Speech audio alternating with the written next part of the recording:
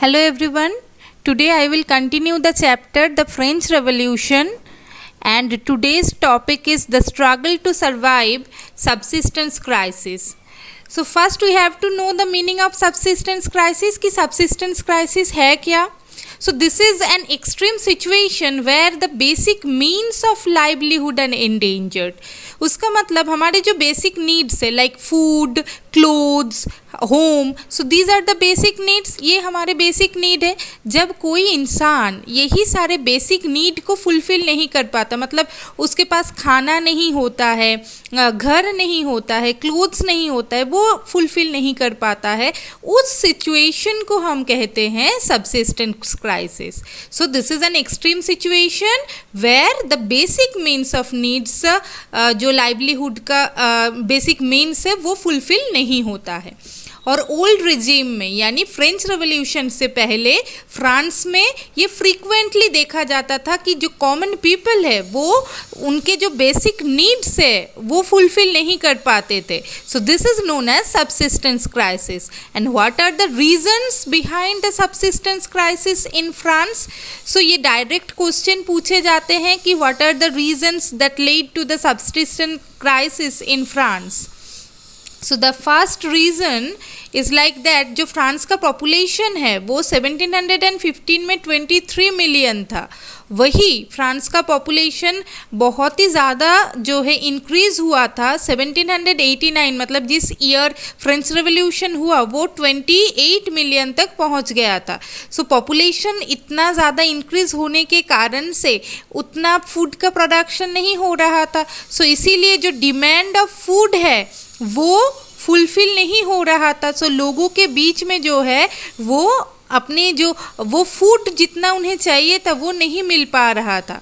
So this is the reason कि जिसके कारण से सबसिस्टेंस क्राइसिस हुआ था. सो क्या रीज़न है कि पॉपुलेशन फ्रांस का बहुत ज़्यादा इंक्रीज़ हो गया था, और इस डायग्राम में भी आप ये देख सकते हो. सेकेंड रीज़न क्या था. सेकेंड रीज़न ये था कि जैसा जितना डिमांड, जैसे कि क्या हो रहा है कि पॉपुलेशन इंक्रीज़ कर गया तो उस हिसाब से क्या है कि फूड का प्रोडक्शन भी बहुत ज़्यादा होना चाहिए.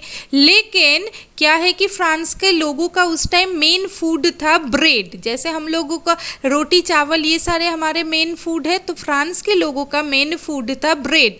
तो जितना प्रोडक्शन है वो डिमांड से बहुत कम था, इसीलिए ब्रेड का जो प्राइस है वो बहुत ही ज़्यादा इंक्रीज़ हो रहा था. और जो कॉमन पीपल है, जो लेबर थे, उन लोगों का जो, अगर हम बात करें इन द ईयर ऑफ 1787, अपने सारे सैलरी का बस 50% चला जाता था ब्रेड खरीदने में, और वही उसके बस एक साल बाद लोगों का पूरे सैलरी का, टोटल इनकम का 80% चला जाता था जो है ब्रेड खरीदने में. So this is very bad situation आप कह सकते हो कि एवरेज फ्रेंच फैमिली जो है उनका 70 to 90% जो इनकम है वो स्पेंड करते थे ब्रेड खरीदने में. So this is the reason to let the subsistence crisis in France. And the third reason was like that जो भी फ्रांस के पॉपुलेशंस थे, पॉपुलेशन ज़्यादातर लोग जो है वो एज ए लेबर काम करते थे डिफरेंट वर्कशॉप में, इंडस्ट्री में. तो उस कारण से उनका जो सैलरी था वो फिक्स्ड था, और जैसे क्या हो रहा था किसी फूड प्रोडक्ट का, ब्रेड का प्राइस इंक्रीज़ हो रहा था, लेकिन उन लोगों का लेबर का जो था उन लोगों का सैलरी उस हिसाब से इंक्रीज़ नहीं हो रहा था. मतलब फूड का प्राइस इंक्रीज़ हो रहा है लेकिन उनका सैलरी सेम है. सो इसीलिए क्या हो रहा था, वो उनके जो भी वेजेस, जितने भी सैलरी मिल रहा था उन्हें, उसके साथ साथ जो मतलब जो बढ़ा हुआ प्राइस है वो उसको फुलफ़िल नहीं कर पा रहे थे. वो चीज़ों को वो लोग जो लेबर थे वो खरीद नहीं पा रहे थे. So this is another reason that led to the subsistence crisis in France. The fourth reason is like that कि जो पुअर थे और जो रिच पीपल थे उनके बीच का गैप जो है वो दिन ब दिन बढ़ते जा रहे थे. So the gap between the poor and the rich widened. मतलब जो पुअर है वो और ज़्यादा पुअर होते जा रहे थे, मतलब और ज़्यादा गरीब होते जा रहे थे. जो रिच थे और ज़्यादा रिच बनते जा रहे थे. सो जिस कारण से क्या हो रहा था, कुछ लोगों के पास पैसे आते जा रहे थे और कुछ लोग और ज़्यादा मतलब खाने के भी पैसा उनके पास नहीं था. सो ये एक रीज़न है, ये गैप एक रीज़न है that lead to the subsistence crisis.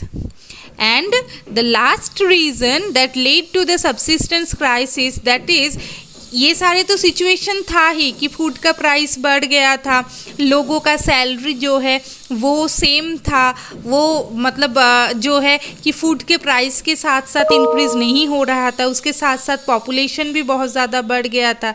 उसी के साथ साथ क्या है कि जो फूड के प्रोडक्शन है वो भी हैम्पर हो रहा था डिफरेंट एनवायरमेंटल रीज़न से, लाइक ड्रॉट, सूखा, उसके बाद हेल मतलब जो आप बोल सकते हो ओला. तो ये सब ओला बरसने के कारण क्या है कि जितना प्रोडक्शन होना चाहिए उससे और कम प्रोडक्शन हो रहा था. फूड का प्रोडक्शन, ब्रेड मेनली किस चीज़ से बनता है? व्हीट से. तो ये सारे कारण से क्या है कि व्हीट का प्रोडक्शन जो है वो और ज़्यादा कम हो रहा था. So that led to the subsistence crisis in France. So यही सारे कारण थे जिस कारण से क्या हुआ था कि फ्रेंच रेवोल्यूशन से पहले फ्रांस में सब्सिस्टेंस क्राइसिस हुआ था. So there is 5 reasons you know, and it could be ask 3 marks question or 5 marks question, that what do you understand by subsistence crisis and what are the reason behind it before French Revolution. Okay, thank you. In the next lecture